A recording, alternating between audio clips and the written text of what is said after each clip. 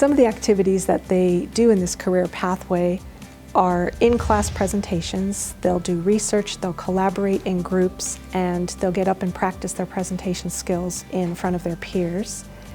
They do hands-on computer activities. They produce documents. They create, in personal finance, they'll create Excel spreadsheets. They'll collaborate. They'll create a retirement project.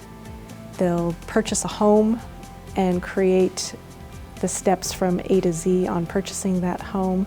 So a lot of the activities are done on the computer in class and in groups, and they learn a lot from their peers as well while they're doing those projects.